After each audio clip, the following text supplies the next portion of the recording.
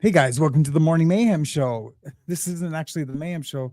Why is it not playing my intro song? That is so great. Am I live? I am live. Anyways, guys, welcome to the Morning Mayhem Show, Afternoon Mayhem Show, whatever it is. We're going to talk a little bit about the aftermath of the Karen Reed trial. It's looking pretty crazy, but in a good way, Everyone went wild and I wasn't prepared for it. So I'm just trying to play catch up right now. I'm really looking forward to sharing some of these clips with you guys.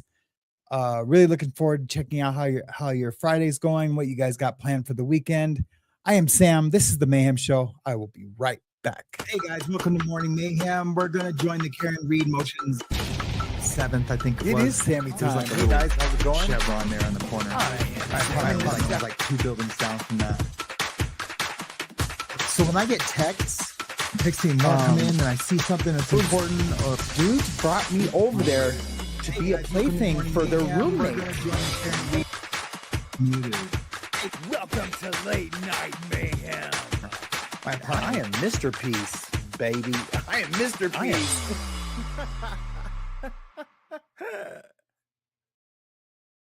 All right.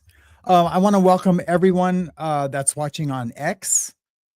This is I just started streaming to X. This will be the flagship stream. I don't have anything like special like ready for them or to present on X. This is going to be the same YouTube show that I put on both channels. So but I'm looking forward to see what kind of response we get over there, and I'll be able to like share live streams easier and do all the things. Hey Danette. Hey, Whack Job, that's me. That's right. Good morning to you too. Hey, James Collins Cares, good to see you. Everything's looking pretty light right now. Man, a lot's happened. A lot of some of the jurors have spoken. We're going to talk about that. We're going to share a little bit of that. Some of the can't post comments to some destinations. Let me see what's going on with that. Repost. Sorry, guys. I'm just looking. Oh, I can't post comments to Twitter. Weird. Okay, that's fine. Yeah, so this morning when I woke up, you know, I make my cup of coffee. I go into my office space and, you know, I turn on YouTube just to kind of see what's going on for the day. And I was bombarded. I mean, literally bombarded with Karen Reed content. It's super nuts. It's nuts. You know, whispers are turning into confessions. Jurors are stepping out of the shadows, and I feel like the justice system is really under a microscope right now, and like never before. And it's so funny to see the juxtaposition that the witnesses are taking against the jurors and the whole trial in itself, and then also the community of Canton, New Jersey. It's quite a thing to witness. We are witnessing something that that I don't think we've ever seen, and I think what that is that the defense for Karen Reed has really embraced what is technically a conspiracy. And even in the OJ trial, that didn't happen. Like the supporters for OJ were just supporters for OJ. They, you know, there was a little bit of the Mark Furman thing, how, you know, he lied or used the N-word in his past or planted, you know, evidence, you know, no one knows for sure, but that wasn't the defense. They just, you know, the glove didn't fit, so you must have quit. There really wasn't, you know, there was rumors of conspiracy, but the public in general knew that fool was guilty. So it doesn't ring the same as what's happening right now. And what's happening right now is that the defense was corruption and that Karen Reed was framed. On the flip side, and it's truly like an exact 180. On the flip side is that the defense is using a conspiracy and that these witnesses, their lives are being destroyed, like Jen McCabe, Brian Albert. But oh man, I forgot to pull up that one clip. Maybe I'll find it. I can find it real quick. But there's first let's just watch a little bit of what this juror has to say, and then we'll use that as like a foundation for what we're going to talk about today.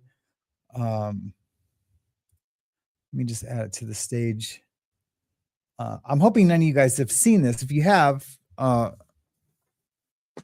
that's okay too. Here, let's play it. ABC News exclusive with a juror from the Karen Reed retrial, explaining why she voted to acquit Reed. She spoke with our chief national correspondent, Matt Gutman, who joined us from Dedham, Massachusetts. Good morning, Matt. Hey, good morning, Michael. That juror taking us right inside that jury room, and she said it wasn't a single piece of evidence that convinced her to try to acquit Karen Reed. It was the totality of what she said was the sloppy investigative work that she said made it impossible for the prosecution to prove that Karen Reed hit John O'Keefe with her SUV or that there was even any collision at all.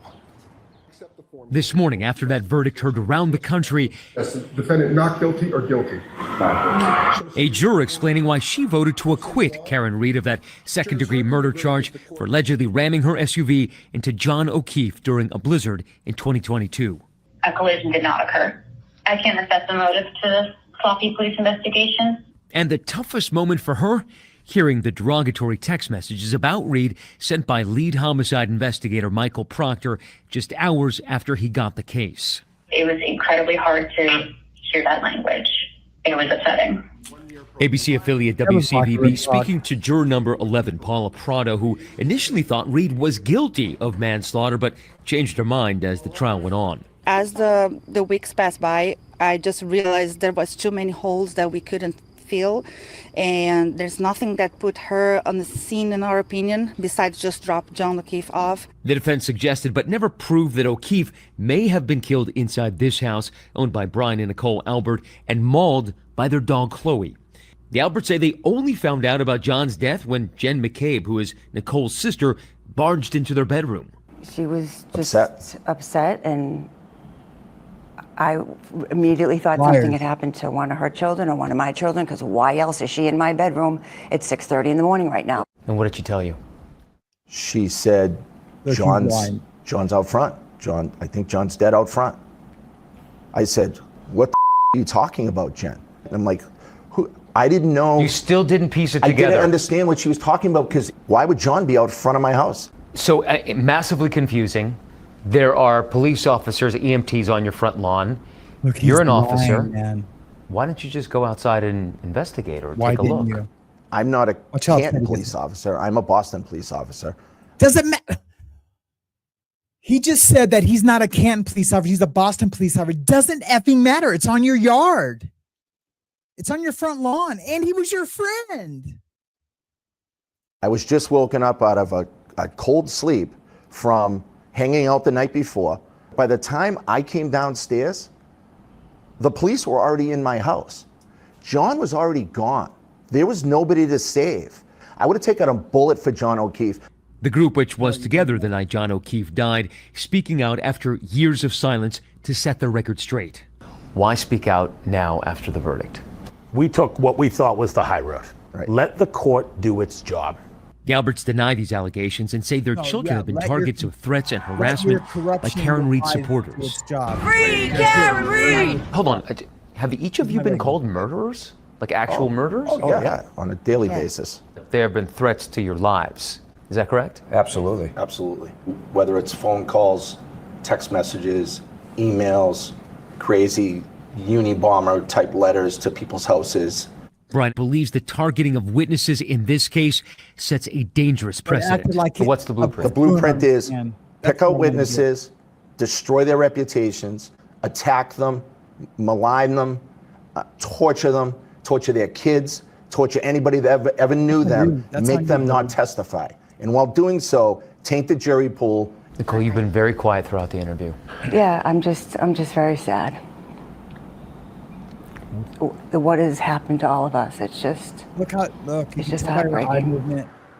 Now, the primary blogger who'd been filming and following those families has already been indicted on over 10 counts, and if convicted of witness intimidation, could face up to 20 years in prison. Now, it does not appear at this point that the prosecution is inclined to reopen this case to look for new suspects, and I spoke this morning with the defense, who told me that this case is as, quote, dead as a doornail. Guys. All right, Matt, thank you so much for that. We appreciate you. Let's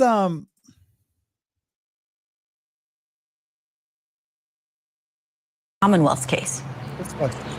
Yeah, that's a great point too, because I was also looking for them at the courthouse when, this verdict was imminent.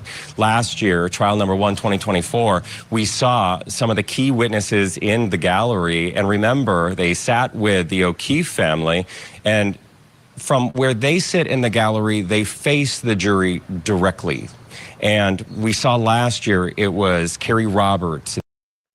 Let's wait, hold on. Danette, you're saying that yes, Turtle Boy called them last night on his live stream. I caught the very end of it, and it was late. It was like midnight, so it must have been like 2 a.m. there. I caught the very end of that. Yeah, that's right, Shell W. Hey, and good morning to you. Good morning to everybody. That is not a normal response when someone is deceased on your lawn, let alone being a cop as well. Exactly. And he was like, what am I supposed to do? Put yellow tape around? What a bitch, man. Yep, straight. Take a lie detector then. Take a lie detector, tough guy. He won't do it. He won't do it because he's a liar. Here, let's watch this a little bit. In the caves, and a lot of these key witnesses, Brian Higgins, they were in the gallery. We didn't see that this year, but some of the family members and some of these former witnesses. No, this isn't the one I want. I want the the Karen Reed Juror. Here we go. Let's watch this all together, and let's just pick out. And Ben, help me out with some of the body language because I know you're a genius with that stuff. And yesterday was the final letdown. And that's why we're here, because there's nobody left to stand up for us. Think real long and hard before you're a witness in a case, because watch their eye movements when they're co-signing each other's lives. Very sad. For the first time, some of the key players in the Karen Reed trial sitting down for an exclusive interview. His friend, Jennifer McCabe, and her husband, Matt, former Boston police sergeant Brian Albert, and his wife, Nicole, and his brother, Chris Albert. All 5 of them pulled into the center of this high-profile case and now speaking out. And I think the reason we all stayed quiet is because we were just witnesses. This is a thing that we had nothing to do with. We did the civic duty, came and told the truth, and that's it. Free Karen Reed! It's the case that has captivated the country and divided a town. Karen Reed, accused of killing her Boston police officer boyfriend, John O'Keefe, hitting him with her SUV and leaving him to die in a blizzard. Not guilty. Not guilty. Now, after a second trial, a jury acquitting her of the most serious charges, second-degree murder and manslaughter. And hundreds of supporters in pink, Karen Reed's favorite color, cheering as the verdict came down yesterday. I could not be standing here without these amazing supporters. People turned this thing into a tailgate party, it looked like, some days. Board games, cornhole, cookouts. This is a guy that was murdered, and it's atrocious for that. Okay, this just by that statement there, let's just start with the lies and the bullshit right now. Just with that statement right there, a guy was murdered. No, your friend was murdered. A Boston police officer or a Canton police officer was murdered. They tried to not disassociate themselves from it, but yeah, maybe disassociate themselves from the personal relationship that he had with John O'Keefe. And it continues. That family. While the prosecutors blamed Reed for O'Keefe's death, the defense said this group of family members framed Reed to cover up what really happened that night. Ever since, their lives becoming open season for endless conspiracy theories. What they've done is they've dehumanized us to the sense where we're not real people. We're almost like caricatures. We're pawns. Have each of you been called murderers? Like actual murderers? Oh, yeah, on a daily basis. Anybody who's touched this case has been called a murderer at some point. And anyone who's friends with us support cop killers. After 3+ years, the saga wrapped up yesterday. Reed captured celebrating at dinner with her father, and today seen walking with her attorney, Alan Jackson. I didn't even know I'd be here today, so I had no. While O'Keefe's family and friends struggling with the verdict. I'm just sad for John's family and what happened yesterday, and I feel like they didn't get justice for him, and our lives just changed forever. Why speak out now? I mean, there's so much here. There's so much here with the body language. I really need to study body language a little bit more.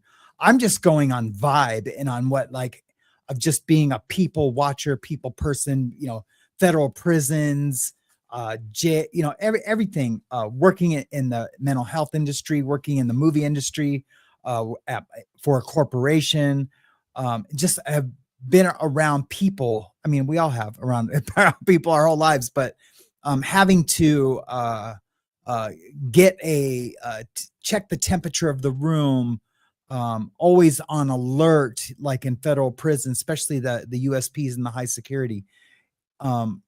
I can only go on my vibe from that and what my vibe says. And this isn't even like, look,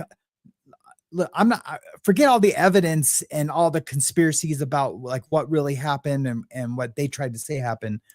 Let's just like remove that from our thinking and from it. I know that's almost impossible. And then just watch this interview. After the verdict. We took what we thought was the high road. Right. Let the court do its job. After a night of hanging out at a local bar in a brutal 2022 blizzard, Brian and his wife Nicole hosted a late-night gathering at their home.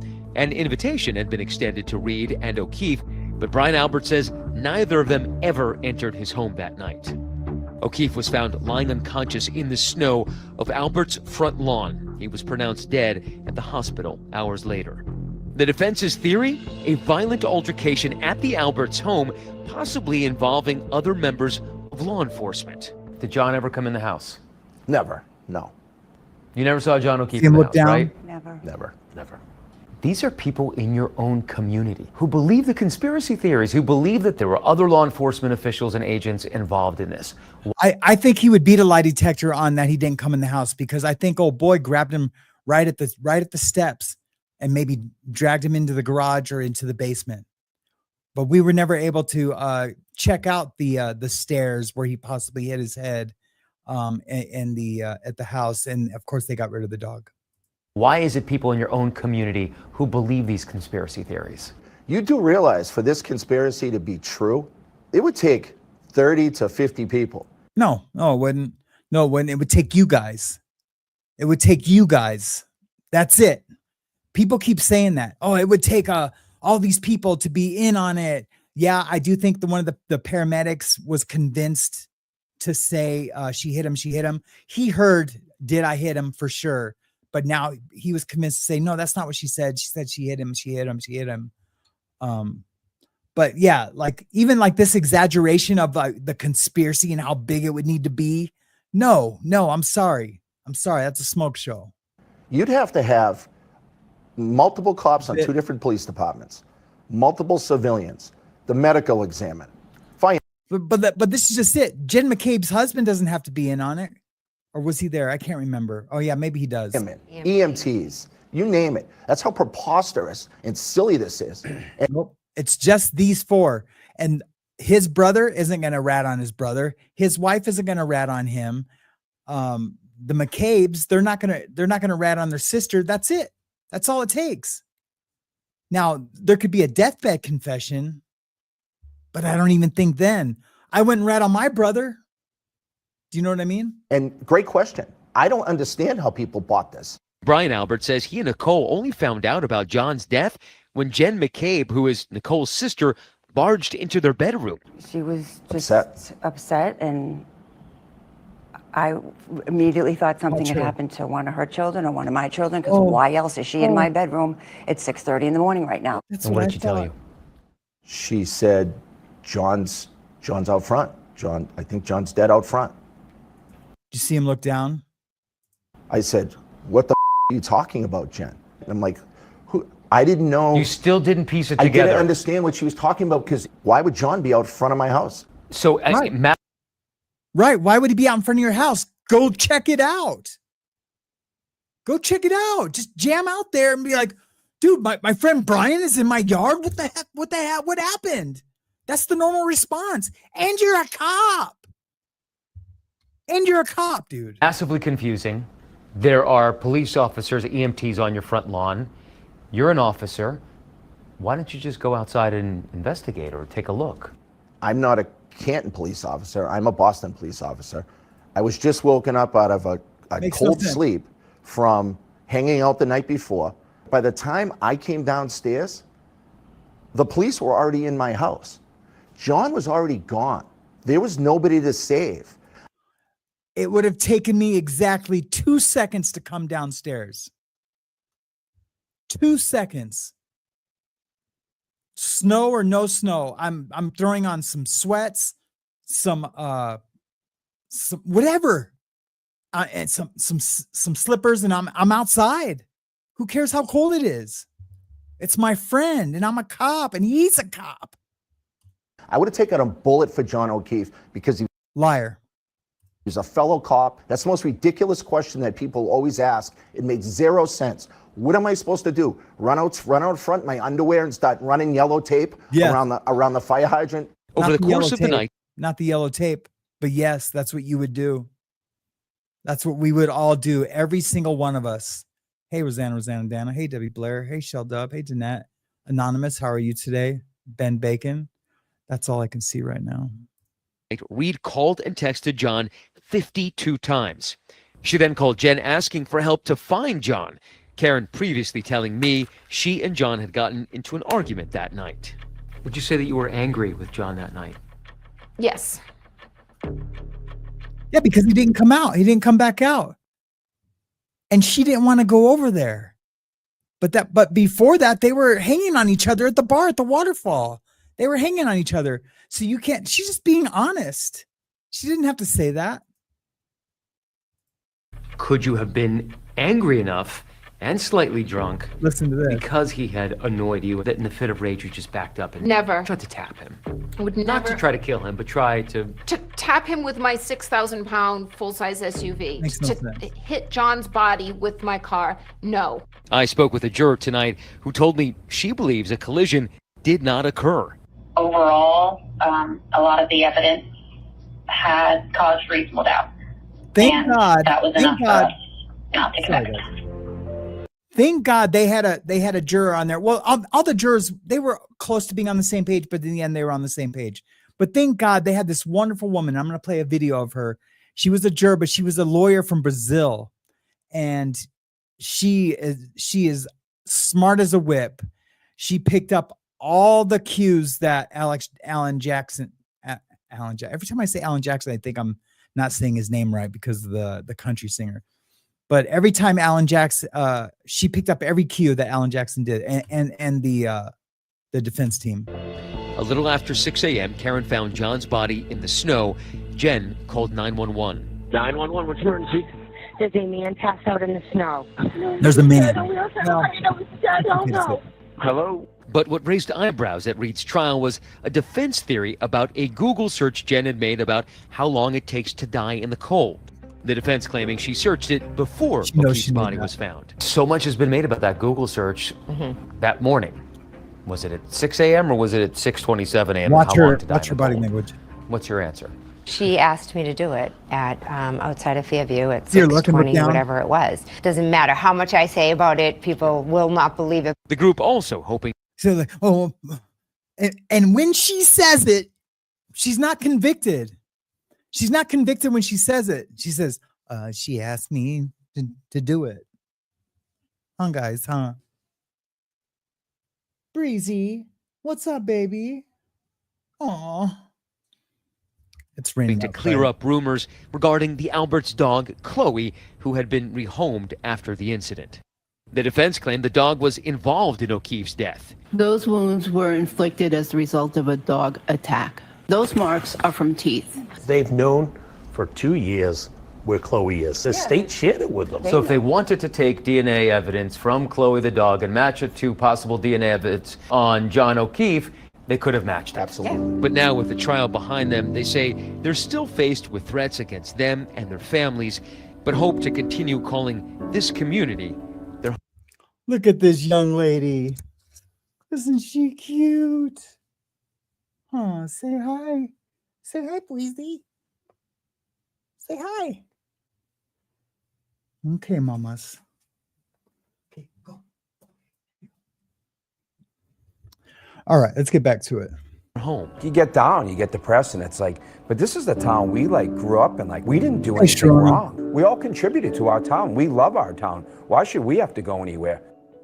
You don't. Honesty, that's what we want. We want honesty.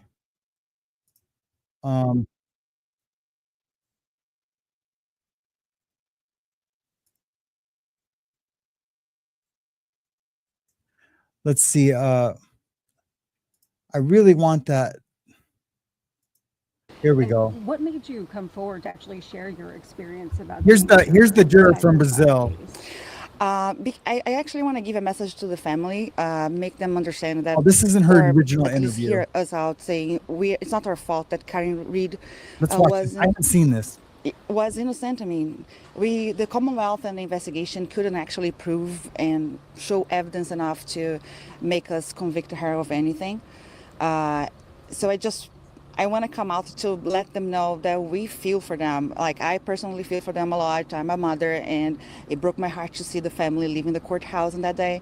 But it wasn't her fault, and I hope they find who did it. Let's talk about the verdict and how you guys came to this conclusion. At first, most of us were on the same page pretty much. We were shocked with so many holes the case presented to us. But there was some people who had questions, and we were there those 4 days to answer those questions. We're like heated argument, like, oh my God, we disagree and everything. No, but we had some disagreements about this evidence X or Y, and we talked through it. We were very respectful of each other, and we came out to the agreement. Was there any particular evidence that you guys were really stumped on? For me, specifically the taillight, we all took a look close to the taillight, and we couldn't make the taillight, the damage on the taillight, the original taillight, compatible with the injuries on his body. Mm-hmm. So having a close look of the taillight helped me a lot, and I'm sure the other jurors too. And that solidified it? Yeah. And you mentioned who might have done this. I know David Yannetti, her attorney, said, there's somebody else out there that is responsible. Do you have any ideas who could be responsible, or do you feel the same way as you sort of suggested you do? Yeah, I think something happened inside the house, and he was placed outside. So whoever was inside the house, we didn't hear from the owner of the house or Brian Higgins, who allegedly had some sort of, involvement with Karen Reed days prior. So, the spotlight for me is on them, but I can't say, just like they can't prove that was Karen Reed, I can't prove it was any of the people in the house. Can you quickly clarify what happened when you guys came out with a verdict and then said, no verdict? There was a little point. Yeah, we had some questions about the sleep and how to... Oh, the sleep. Yeah, if we did right. Hey, Tammy. And we sent back, and we didn't even send back. Was in a deliberation room with us, but then because the judge knew that we had the verdict, she asked to seal the paper and bring it to her. Is that the situation where she came back and said there was a verdict, and then less than 30 minutes? Okay. Yeah. Okay. We talked maybe, I think, an hour more, and then we came with the other verdict. What were you guys split on, and how many of you guys were split on certain parts of this verdict? I think, we're half and half as when we first got there. Like Friday, last Friday we didn't do anything. We were just like, we all want to talk, put it out, because too many days without talking about it. And Monday we start to with that much evidence, look at the evidence, the witnesses, and the videos, and the taillight close. And we're kind of like half and a half, and we had to see which questions, what make you be guilty, what make you feel not guilty for this charge and the other charge, and wasn't that hard. I think we were very respectful. We heard, and everybody left feeling that they did the right thing. And how has your life changed since you've been part of this experience? I know it's still pretty early after, but has anything changed about your viewpoint toward justice or the justice system? Yeah. Since then? So a lot of people were raising this thing, oh, she's an attorney, she shouldn't be a jury, and this and that. Just clarifying, I am an attorney from Brazil. My license is in Brazil. I never work in the U.S. I can't practice in the U.S. And I didn't lie when they chose me to be a jury. And nothing changed so far. I did like to be part of this because for me, most of the time I'm a mom. I do have a part-time job, but from home because I have to take care of my kids. So being out every day, being there every day, getting this routine of working outside the house, actually, I really enjoy it. And being in a courtroom made me feel like the old days when I was young. So the change was just my personal opinion about like what I'm gonna do next. But overall, I'm just waiting for summer to start and take my kids out and get this behind. She's and adorable. Just I'm gonna keep following close because I want to see what's gonna happen. I want to see what's the DA gonna do next. Yeah. I didn't have a chance to check the news and if they said anything. I am so curious about this. When did you realize the gravity of this case? Obviously, you didn't know anything going into jury duty, but when was that point that you really realized, oh, wow, we just made a decision and it was this big? It was the Karen Reed case. When I heard the people outside last Wednesday, because I didn't know there was that amount of people outside. Yeah. But as we drive every day, we could see some people in pink, and I didn't know pink was her color. I had a bunch of pink shirts, and then I stopped using them because I don't want to give a vibe.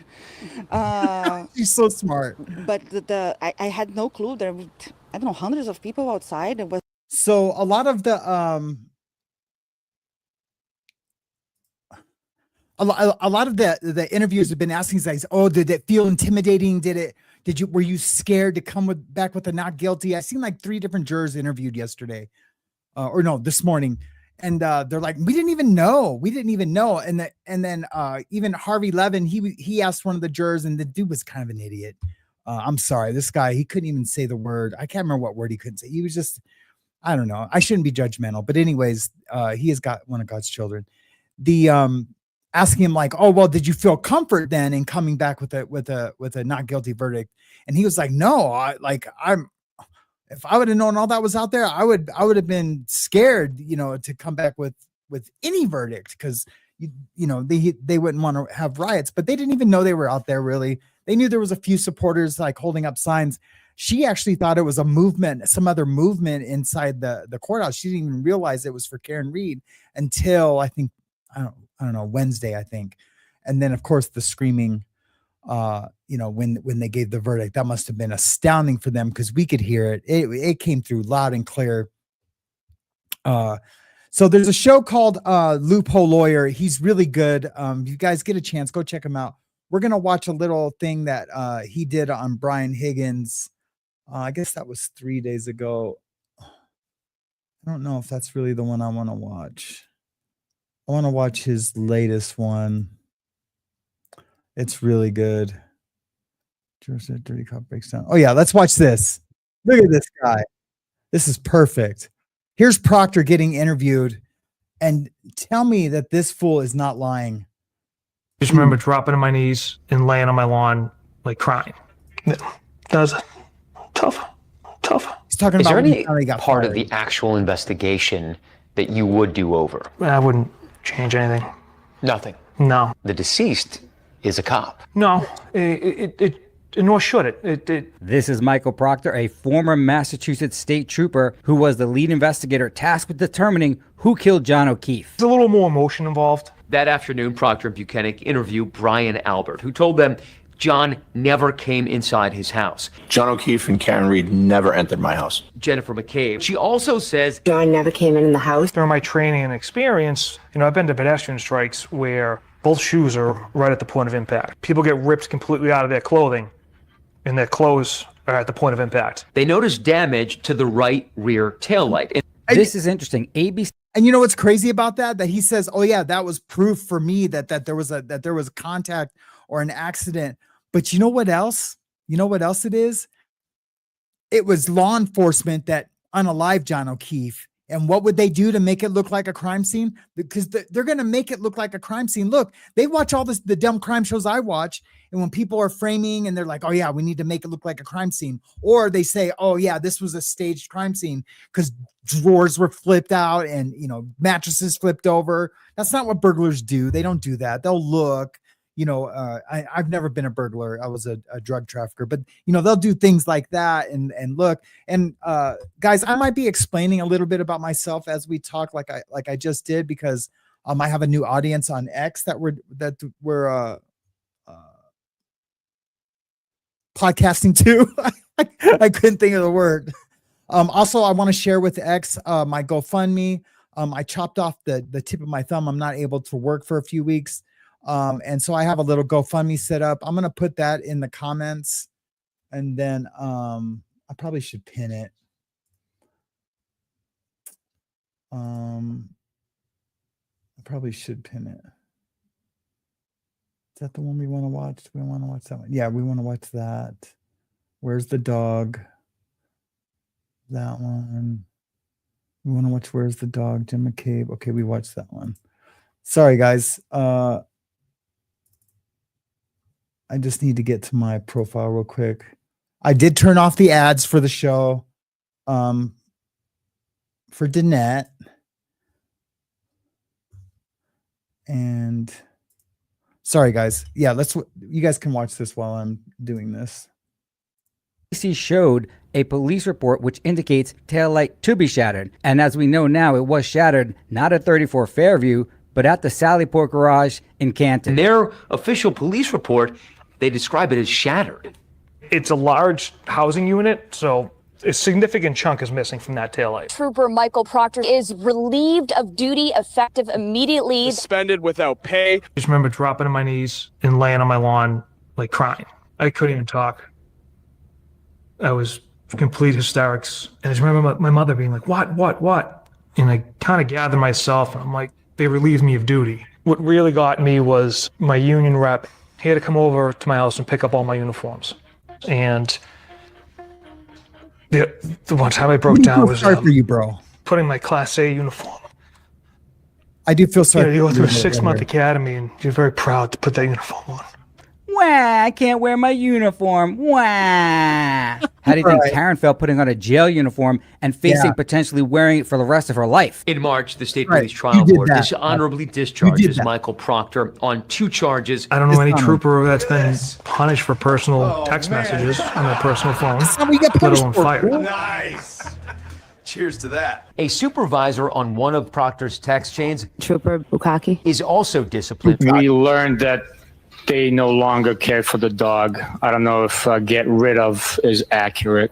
When I first started investigating this case, I thought someone with special needs, this person right here, was testifying, and I couldn't understand why. But it turns out this guy's an actual detective. The residents of Massachusetts not only hired this guy, they promoted him. And I don't think he has special needs. Well, they don't have it anymore, right? Yes. Okay, so what would you call it? Giving it up for adoption, I guess. I don't know. I'm not a pet owner. Trooper Bukaki. They no longer own the dog. Okay, so they got rid of it. It's like you get rid of a car, right? Right? You can get rid of a car, yeah. Okay. Dude, here's the deal. How obvious is this, guys? Hey, ASAP. How obvious is this? That, like, if you're struggling to, like, you want to find the right words to cover up your corruption and your cover up, if you're struggling that hard to answer easy questions, then there's an issue. There's an issue. Now, was he knowingly in on the planning of evidence, which absolutely did happen? No, that was Higgins and the police chief. Absolutely, because old girl said that was a false memory of them being in the Sallyport for an unusual amount of time, which is what she said to a grand jury, to a federal grand jury, and to the FBI. And then when it comes to the state, and I talked about this last night, when it comes to the state, she's like, oh, no, that was a false memory, because she can lie to them. She can lie. She'll be found in contempt if she gets proven to be a liar, but she can lie to them. But you can't lie to the feds. You'll go to federal prison. You'll go to federal prison for lying to them, just for lying to them. I just thought of a time when I thought about lying to the FBI. I didn't lie. It wasn't about it was just about my crimes, not about anyone else's. Has any crime ever been solved in Massachusetts? This is a detective, I think. And you can get rid of a dog. That's all I'm asking. Yes, you can get rid of a dog. Yes. Okay. For failure to counsel a subordinate during an investigation. Trooper Bukaki. And he loses 5 vacation days. Aw, poor baby. He lost 5 vacation days. What's more surprising is he's in charge of Michael Proctor. That she went see if McCarthy's, where she met John and some of his friends, and then went over the waterfall and met a group there. Why do we know the facts better than the lead investigator? Watch that they were fake. Watch. It was Jen McCabe invited them back to. How fake was that? He knows Jen McCabe. He said he watches all the conspiratory, tinfoil hat people on the on YouTube. He admits to that. And now it's like, oh, Jen, what was that? Honey, what was that? What was that name again? Come on, man. By you doing that proves you're complicit.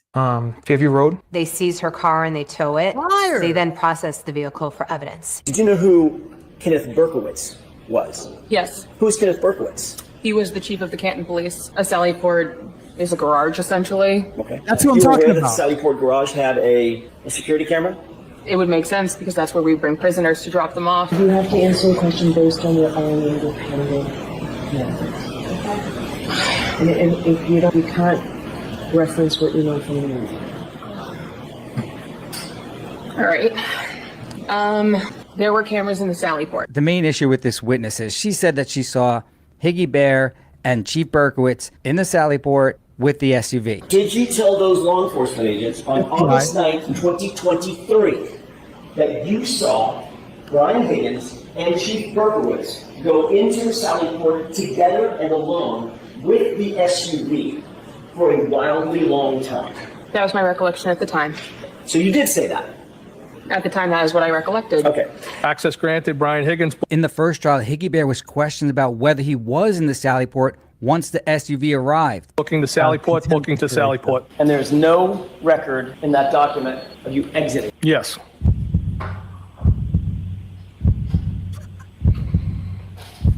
I don't. Yeah, there's no record. I don't know if it records you going on. That's fine. Why the heavy No story? record. Hey, Mischief, good to see you. Not that I can see here. No. Old Higgy Bear fell for a classic lawyer trick there. After Alan's question was answered, he paused. And Higgy Bear didn't know what to do. And generally someone that is being dishonest with you will then speak again, coming up with an excuse. And that's exactly what old Higgy Bear did. I'm aware her car ended up there, yes. You and Chief Berkowitz were moving in and through Canton PD together, correct? At some points we might have been together. I'm not, I mean, we weren't together all day. We all know Was he's he a liar. there at 5:36 and 37 seconds at the same time Karen Reed's vehicle was delivered? I don't remember. Were you in the Sallyport at 5:36 when the car was delivered? I don't have any recollection of that, no. One thing to say I don't remember, it's another thing to say, no, I was not there. I don't remember being there, no. Is it possible that you could have been there when that car was delivered? I don't believe I was, no. You don't believe you were? I don't believe I was, no. You're aware that the video surveillance feed from the Sallyport garage at or around 5:36, the precise time when the car was delivered, is just missing. Objection. Sustained. Did you receive a call at all around 6:12 p.m. from Brian Remember, Albert? he was there earlier that evening. I don't know what day you're referring to. The 29th. No, I don't remember any phone calls like that. Do you remember 3 minutes later getting another call from Chief Berkowitz at 6:16 p.m. that lasted about 5 minutes and 15 seconds? No. It's clear now that Higgy Bear and the chief of police Berkowitz were both in the Sallyport with Karen Reed's SUV when it arrived. And that little snotty cop told the FBI that they were both there for an unusual amount of time. Yep. It's really starting to appear that both Proctor and Buchanan had nothing to do with planting the taillight. It's more likely that the chief and Higgy Bear noticed that the troopers were pretty dopey and they planted it. Okay, I see those, yes. There was a call at 6:12 that Brian Albert made to you. Okay, For a anti-bad. duration of 1 minute and 7 seconds, Worried, correct? man. Yes. And right after that, there was a I'm not call worried, but from Chief Berkowitz it's like- to you at 6:16 that lasted 5 minutes and 15 seconds, correct? Yes. Remember, the dopey cops using the leaf blower at 34 Fairview did not find any taillight whatsoever. And it was. That's right. It's about time. That is a classic method. Whoops, it moved. It's a classic method to gain time to think. I've done it. All right. Let's move. We've heard all that. Let's watch this. Where's the dog?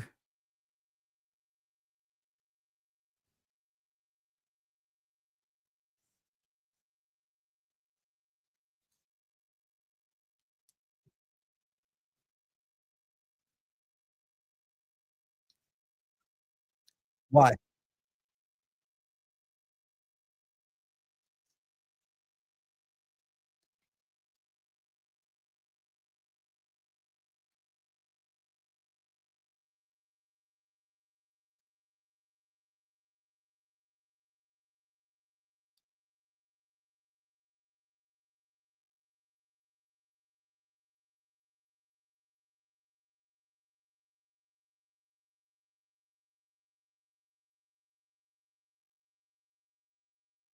Look, that is as a supervisor for the New Jersey State Troopers, Detectives Division.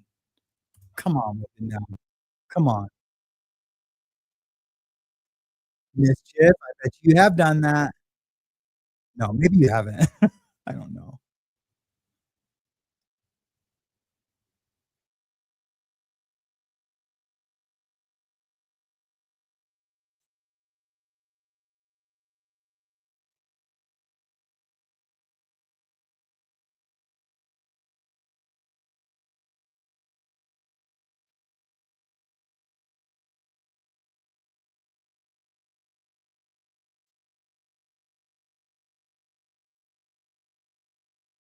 Why do you rehome a dog?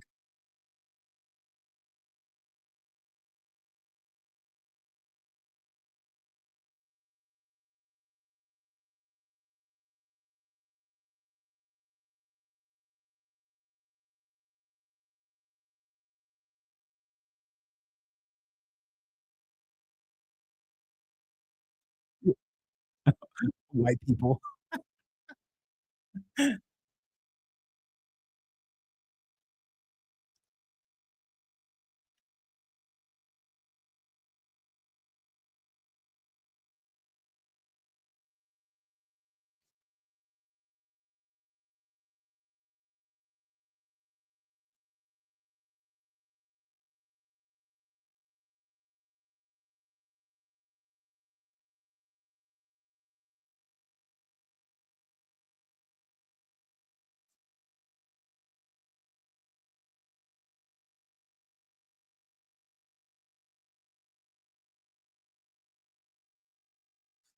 Basically, all this is boring. This is hella boring. Basically, this is all stuff that we've seen. I'm just look from the beginning of this pocket. All I've been showing is lies, proof, lies, proof. That's why she's innocent. No one can tell us different, right? And the jurors know it. The jurors picked up on all the keys. I want to play that video. We watched that one. Let's watch this one real quick. Collision, and she was responsible for John's death. This is from last night. Tonight, a juror tells WBZ she is confident there was immense pressure on each and every juror to reach a verdict in one of the most closely scrutinized cases in recent memory. And tonight, one of those jurors is revealing how she decided on not guilty. She just spoke to Tammy Mutasa, and Tammy, this juror says that she changed her mind as the trial went along. Yeah, David, tonight, Paula Prado says it was a very emotional and intense week. She Paula. actually left We the have a courthouse Paula. crying yesterday because she said she felt on one hand, she felt like Karen Reed got justice, but on the other hand, she felt horrible for John O'Keefe and his family and wants him to get. But see John O'Keefe's family leaving the courthouse was melt my heart. I'm a mother, and I saw her pain through all those days. Paula Prado is recounting the gravity and but at emotions some of point- being one of the 12 jurors in the high-profile Karen Reed retrial. Hey, Matt Coffman, good to see you. It's one day after the jury acquitted Reed on her most serious charges in the death of John O'Keefe, her Boston police officer boyfriend. I mean, I just Really want good to to tell them see it's you. not our fault that Karen Reed is not convicted, even if there's any chance she's guilty of something, of hurt him somehow. The Commonwealth and the investigators didn't do their So at what jobs to point- prove that to us. Prado is a lawyer from Brazil. She says part of Let me pause this for a second. So at what point do we, with the mom of John O'Keefe, at what point do we say, like, look, we feel bad. We do. We feel for you that you lost your son, but you should be angry right now, not at Karen Reed and Alan Jackson and Lizzie and I always forget the other guy's name, and he's my favorite one. You can't be mad at them. Look, you're watching the same trial we are, but because you don't like her because she dated your son, because they didn't get along, or she didn't get along with the niece and nephew that John was taking care of, that has nothing to do with who murdered your son. So I'm sorry, get over it and focus on who murdered your son. She should be standing at the top of that foot stoop, and not in New Jersey or Belmont or Belleville, not the Stiggs foot stoop. She should be standing on the top of the Canton, New Jersey City Hall with her arms out going, who killed my son? Who killed him? It's obvious it wasn't Karen Reed. why the jury reached their verdict was because of the poor police investigation, saying there were too many inconsistencies and not enough evidence that a crash actually happened. At first, for me, I thought Karen Reed was actually maybe guilty of manslaughter in the beginning. You guys all but smashed as the weeks passed by, I just realized there was too many holes that we couldn't fill, and there's I love the way nothing she that said put that. her on the scene, in our opinion, besides just drop John O'Keefe off. And the tail light, the injuries on his arm didn't make much sense that come from the tail light for us. The last witness, Arca, from the defense, that made clear, they did a very good job. We couldn't prove there was a collision and she was responsible for John's death. That's a perfect place to pause that, because that's what we're going to be talking about for the next few months. Not every day, but we're going to check in on it. We want justice for John O'Keefe, and to get justice for John O'Keefe, some people have to go to jail. Some people who covered up and who are corrupt in that system, and that might mean Beverly Canone, whatever the hell her name is. It might mean her too. This should and could be the biggest story. Now, I watched the thing with this FBI agent. He was a retired FBI agent. He didn't seem all that smart. He's like, yeah, well, this and that. No, they're investigating it. And I talked about it last night.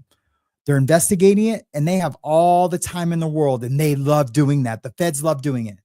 They love waiting to that last minute of the statute of limitations. There is no statute of limitations for murder. So they have all the time in the world. For conspiracy to commit murder, that means the people that help them cover it up, like Jen McCabe, what's her name? Help me out, guys. McCabe, who everyone knows in this country. Yeah, they're hit. They're hit. So I don't know. They're not going to reopen it. Canton, New Jersey is not going to open it up on a state level. No, because they would admit that they had the wrong person all along, and which is dumb. That's not how our justice system works. Our justice system works like you admit that, okay, maybe I need to relook at this because obviously she's not the one. But no, they're standing on it, and they're gonna stand on it until when the FBI comes in, and the FBI are coming in. They already have the case on their desk. There's already a control agent and an SAC that are controlling this and watching all this go down. Anyways. She now hopes the amount of pressure and attention given to Reed's case will be put into getting accountability for John O'Keefe. And I really, really hope there is a way for the case to be reopened and they can investigate again and find who actually did that to John. When jurors come out and start saying that, and it needs to be just her, and the other guy's an idiot. The other guy that's come out, that's been on more than one show, and I'll show one of him. When jurors start coming out, that's when people start taking notice. If jurors start demanding, like, yeah, she was not guilty. You guys seen the same thing we did, especially in a televised trial. But I want to watch the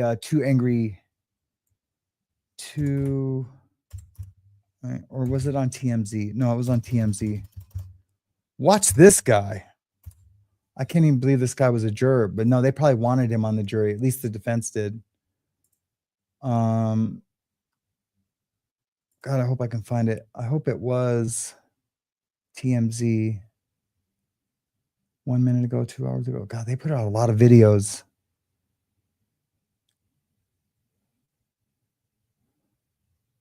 They put out a lot of videos. Oh, here it is. Watch this guy for a second. Not guilty on murder and manslaughter. Was it? Sorry, and I don't mean to be judgmental, guys. They had reasonable doubt, or because they thought she was innocent? So I think for the jurors, there's a mix of some people think that she was definitely innocent, and the other people, there was a lot of reasonable doubt, at least to where you can't. We didn't want to convict her.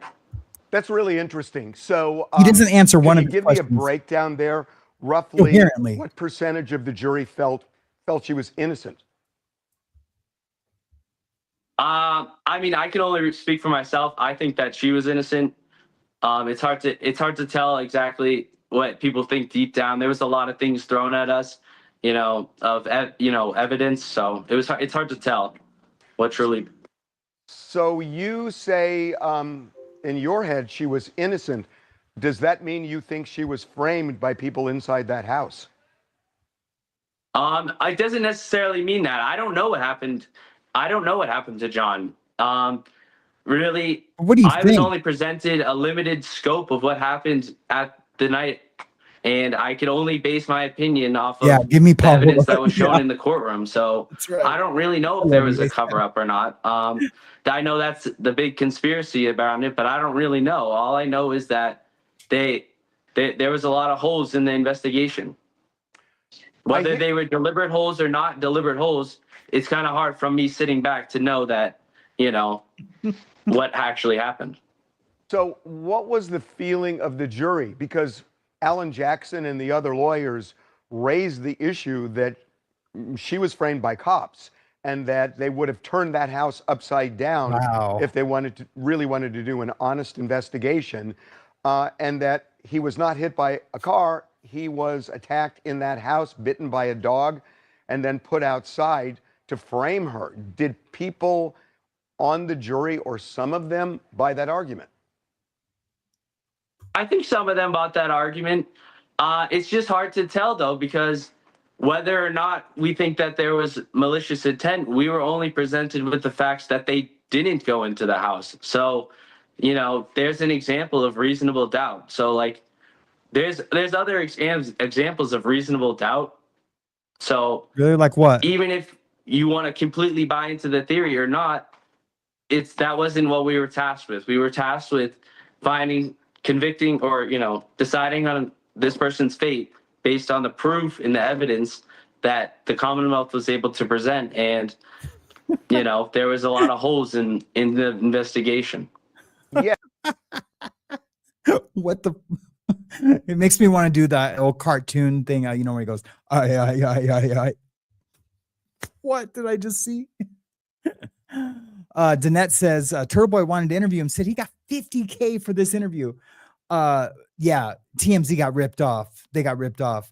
I seen old girl Paola, who's amazingly, she's whip smart, and like I said, she caught all the cues from the defense.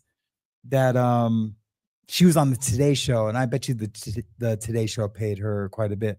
Luckily, the Today Show seen this TMZ interview and didn't invite old juror number 4 on. Yet you went many steps beyond that because you say, in your view, she was innocent. What compels you to think that? Well, one thing that I think that compels me is we did a lot of review of the tapes, and did you it seemed to me that the videos that we could see from the car after the alleged incident happened, that when we could see the taillight, it was lit up red where it shouldn't just have been red. So that leaves to me a conclusion of, well, how come it's red in this video after the alleged, collision happened, and then it's, it's not, it doesn't have any red pieces where it should be red. Thanks, man. I know, Tan Louise. Yeah, whatever. Evidence. Next. We're strictly only watching this guy for entertainment. That's all we're doing. And I feel bad. Don't feel bad. So in other words, you do not believe that SUV made contact with John O'Keefe? I don't believe that the SUV collided with John O'Keefe. Good. What was the initial vote with the jury when you first took your vote?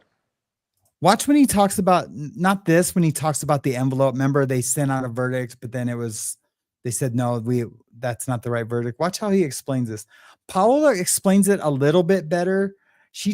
Paola said, no, we sent one out and they asked us for another one. So we sent another one. Like there was no mix up in the jury room. It was all with the cops, with the bailiff, between the communication between the bailiff and the judge. But anyways, watch how he explains it. How he explains it, you're just like left like, what? That doesn't even make sense. We didn't do an initial straw poll. The judge recommended to us in the courtroom that is not a good way to do it. I lightweight agree with that, but I don't know. I would want to do a straw poll just to see where everyone's at. You know what I mean? To see where we're at. But they would have to do a straw poll on a ton of charges. Do you know what I mean? But I would just start out with one like guilty, not guilty. That's how my straw poll would go. What do you think of just everything? Guilty or not guilty? I don't know. It'd be hard. It'd be hard to do a straw poll, but I feel like I would want one. What we did is we broke down each charge, and we went from top to bottom and discussed everything thoroughly, and did our best to do right by the Karen Reed and the Commonwealth. Was there a division initially? Yeah, there was a division.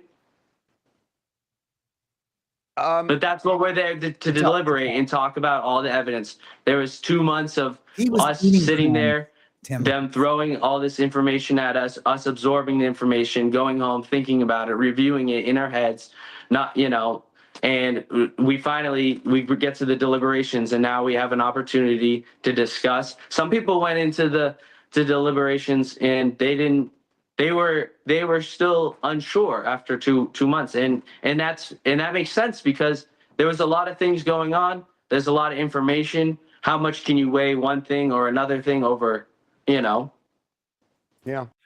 At this point, Harvey Levin's going, oh my God, man, we just paid 50 grand for this guy. I don't know.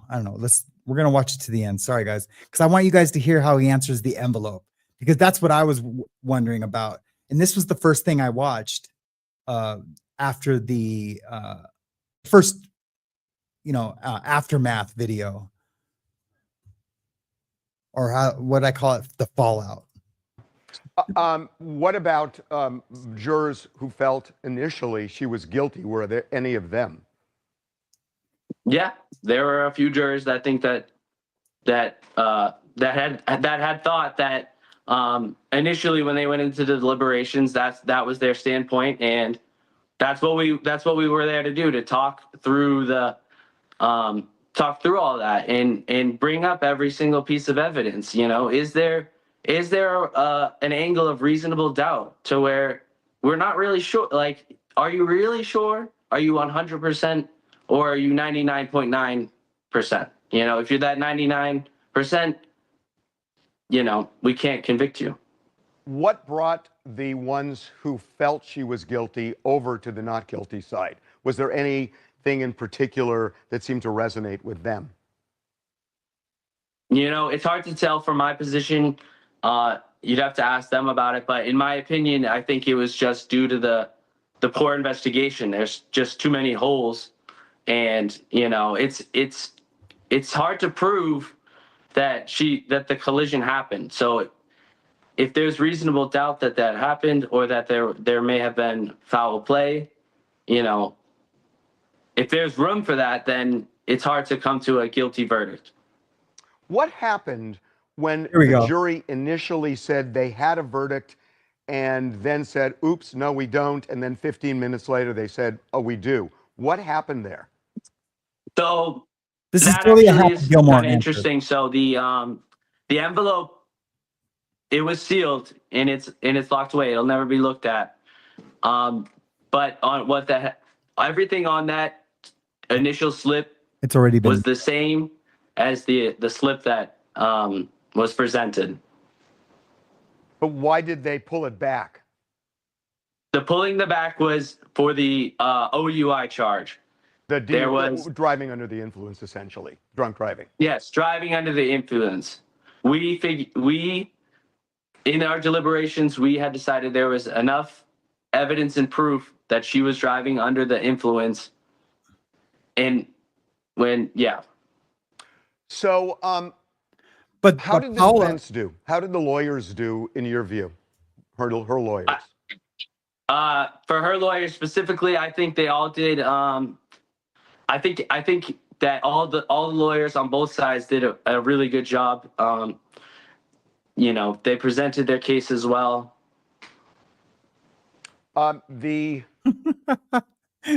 So now to hear Paola's answer that here, James Collins Care says, just a reminder, if you're reading this, you're awesome. You deserve love. Happiness doesn't mean you will always be happy and feel loved, and that's okay.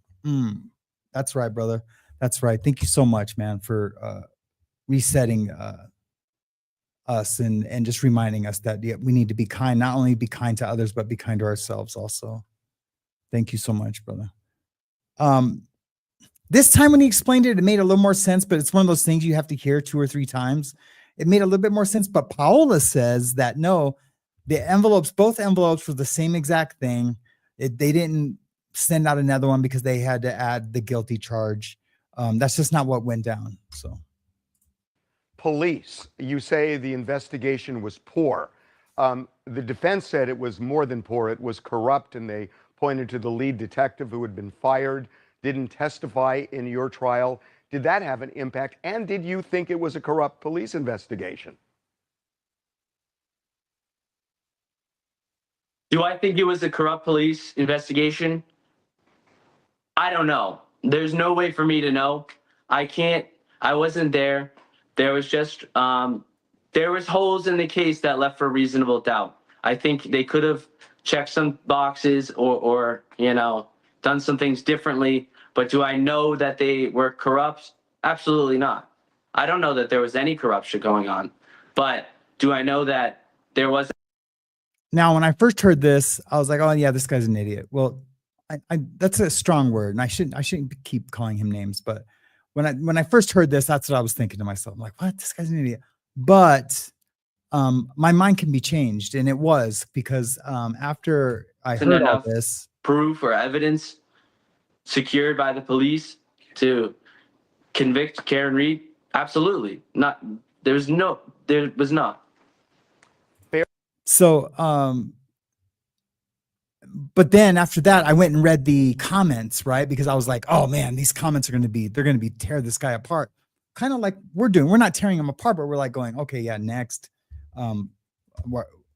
We feel like we have lost information, not gained any information, listening to some of his explanations, kind of like that Happy Gilmore reference where he's like, I'm sure we all here are now just a little bit dumber than we were before. But it's the comments brought it to light, and I could try to find some of them, but it was more like, you know what, this guy lives in this town.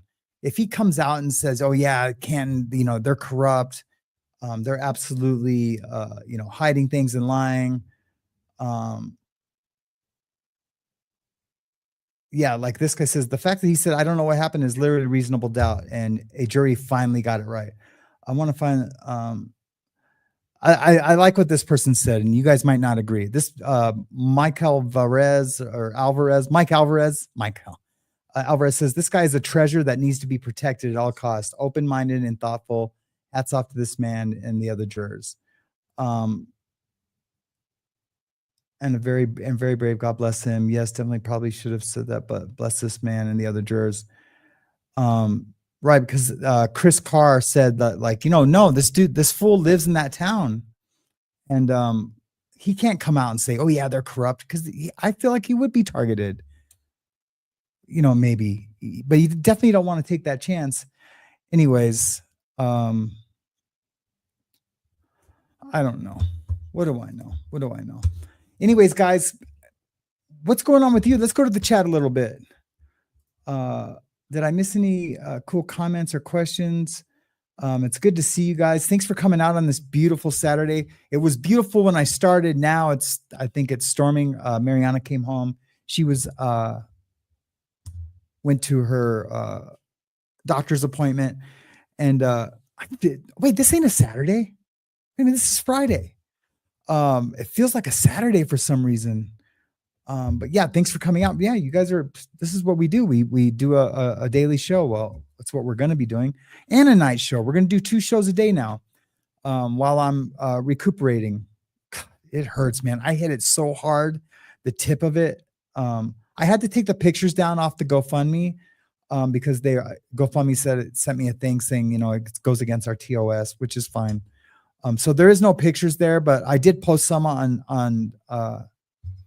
my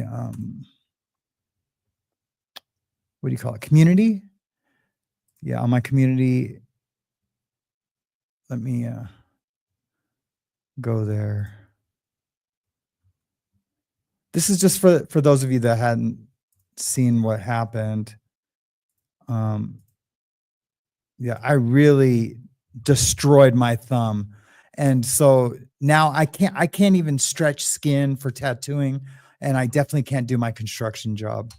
So that's what the GoFundMe is for. I had to take the pictures off. So any help is fine. If you can't, that's fine too. If you can share it somewhere, that would be cool.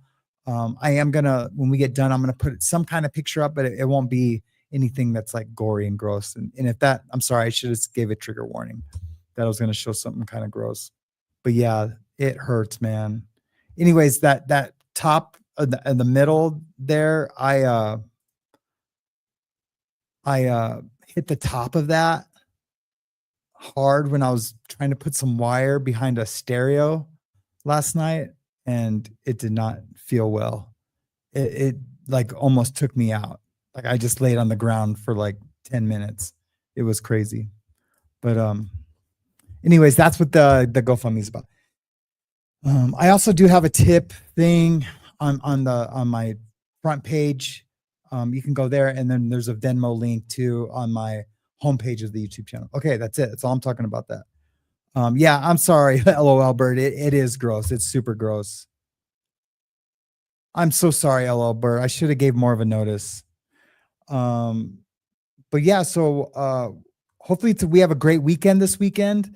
I'm gonna try the call-in show again tonight. I tried it last night, and I only got one person to call in.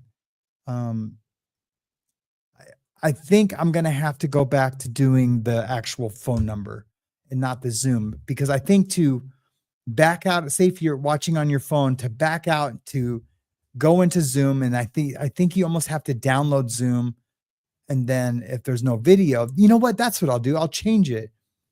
I'll make it so it's not just a call in. You can do the video also, because then that way you can participate in at least visualizing the show, because that's what you came to do. You came to watch the show. So maybe we'll try it that way and see what kind of response we get. I don't know. We'll figure it out. If not, I'll go back to the phone to doing the phone calls.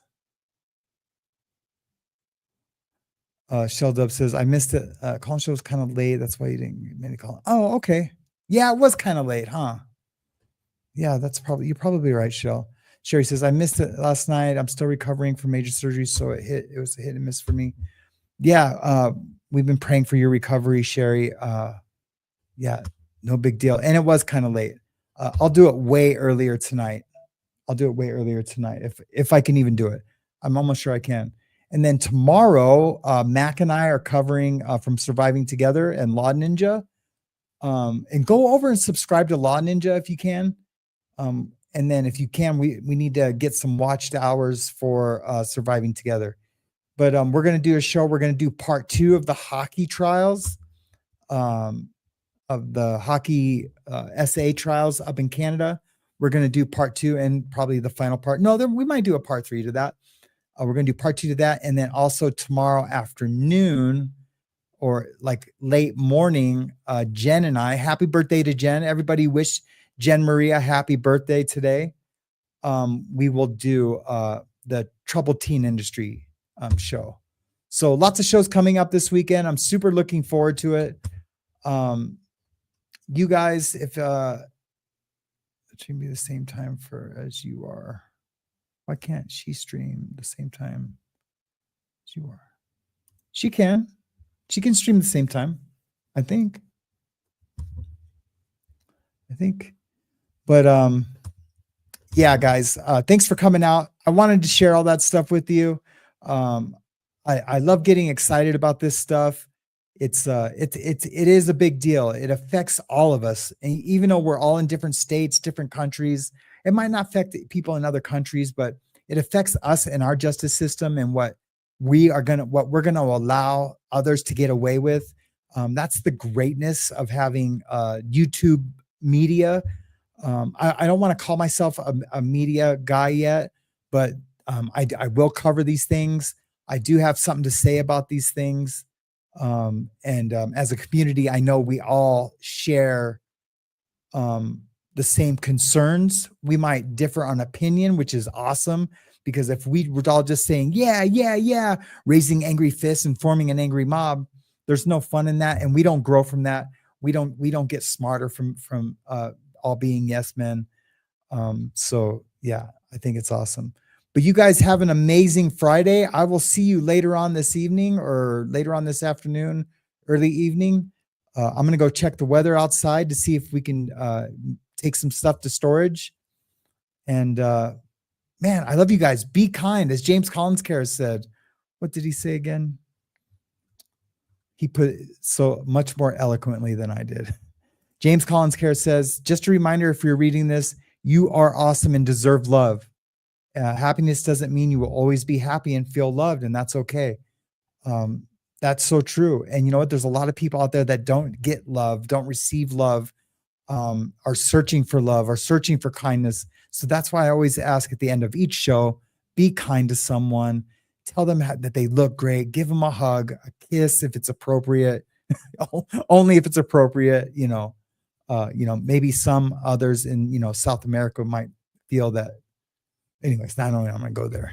I'm digressing. Man, I'm ruining the end of my own show. All right, guys, I will see you next time. It'll be sooner than you think. Mahalo. Oh, wow. Well, this has been a journey.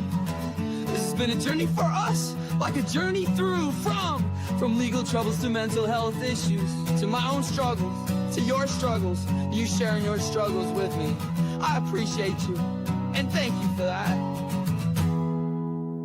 Good night, good morning to the listeners of the After the Bar shows, from the morning mayhem shows, or the random nighttime shows. Good night, good morning to the listeners of the After the Bar shows, from the morning mayhem shows, or the random nighttime shows.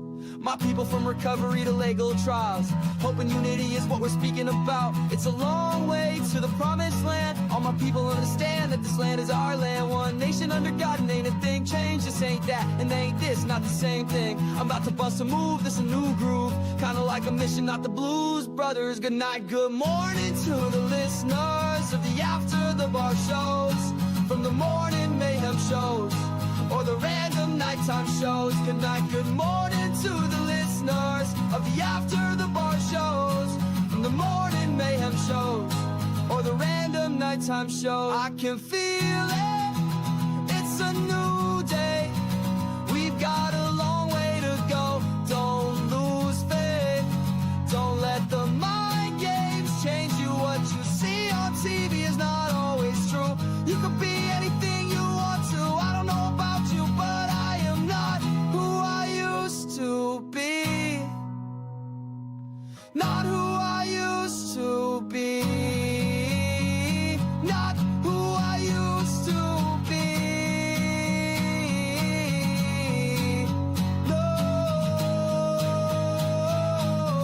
No.